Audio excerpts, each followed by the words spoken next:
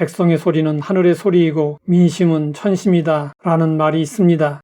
중국의 5대 경전 중 하나인 서경에 나오는 말입니다.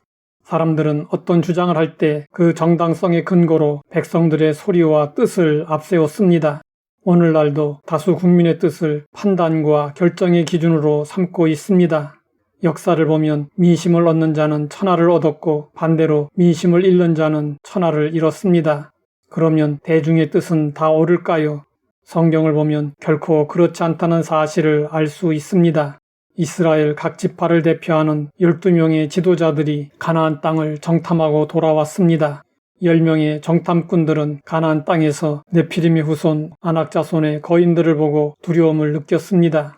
10명의 정탐꾼들은 그들을 이길 수 없다고 판단했습니다. 10명의 정탐꾼들은 현실에 근거하여 정복이 불가능함을 주장했습니다. 10명의 정탐꾼들의 보고와 주장은 과연 정확하고 정당했을까요? 그들의 보고에는 주관적인 판단과 왜곡이 섞여 있었습니다. 우리는 스스로 보기에도 메뚜기 같으니 그들의 보기에도 그와 같았을 것이라. 10 정탐꾼들은 자신들이 메뚜기와 같다는 열등감을 가지고 있었습니다. 그리고 싸워봐야 질 것이 뻔하다는 패배의식을 가지고 있었습니다. 10명의 정탐꾼들의 잘못은 사실 보고를 잘못한 것이 아니라 평가를 잘못한 것이었습니다. 불신자처럼 자기 지식과 경험만으로 분석하고 평가하고 판단한 것입니다. 그들은 현실에 눈이 어두워져 하나님을 전혀 고려하지 않았습니다. 반면에 두 사람 여호수아와 갈렙은 믿음으로 정복 가능론을 주장했습니다. 물론 여호수아와 갈렙도 현실적인 상황이 아주 어렵다는 것을 알았습니다. 그러나 그들은 현실보다는 가나안 땅을 주시겠다고 약속하시고 이스라엘 자손들과 함께 하시는 전능하신 하나님을 바라보았습니다. 어느 전쟁에서나 온건파와 강경파가 대립하기 마련입니다. 가나안 정복 전쟁을 앞두고 이스라엘 지도자들의 입장은 숫자적으로 온건파가 압도적으로 우세했습니다. 사람들은 숫자가 많으면 옳다고 생각하는 경향이 있습니다. 이스라엘 자손들은 숫자가 많은 쪽의 주장에 마음이 기울었습니다. 10명의 정탐꾼들의 말에 설득을 당한 온 회중은 소리를 높여 부르짖으며 밤새도록 통곡했습니다.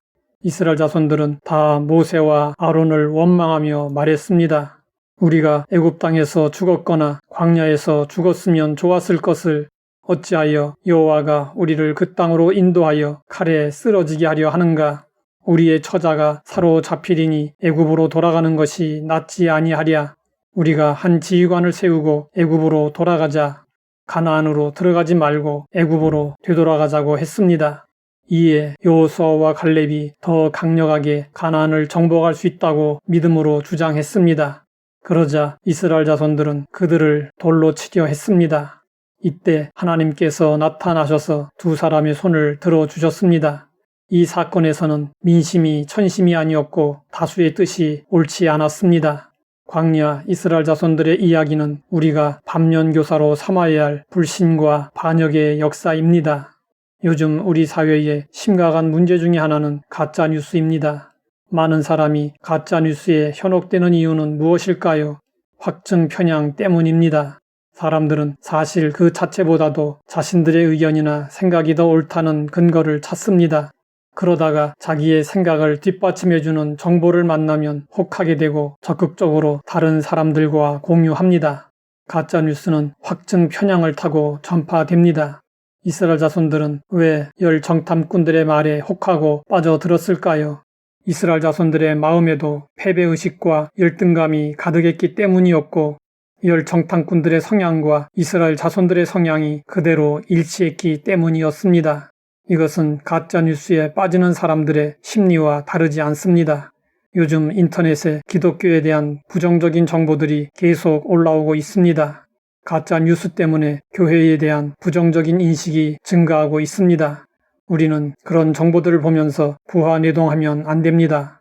가짜뉴스가 범람하는 것은 그 배후에 거짓의 아비인 마귀가 역사하고 있기 때문이고 가짜뉴스에 호기심을 가지고 소비하는 사람들이 있기 때문입니다. 가짜뉴스는 제목만 봐도 어느 정도 확인할 수 있습니다. 선동하고 도발하며 자극적이고 호기심을 자극하는 제목의 기사들은 철저히 외면해야 합니다. 믿음이 없고 부정적인 성향을 지닌 사람들이 하는 말은 언제나 동일합니다. 애굽으로 돌아가는 것이 낫지 아니하랴. 이 말을 했던 사람들은 약속의 땅 가나안에 들어가지 못하고 광야에서 다 죽고 말았습니다. 불신앙적이고 소극적이며 과거 회귀적인 사람은 약속의 땅에 들어가지 못합니다.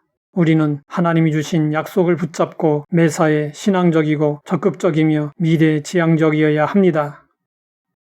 하나님 아버지, 우리의 신앙의 자세를 점검하게 하시니 감사합니다. 하나님이 주신 약속을 붙잡고 오직 믿음으로 행하게 하옵소서. 예수님의 이름으로 기도드립니다.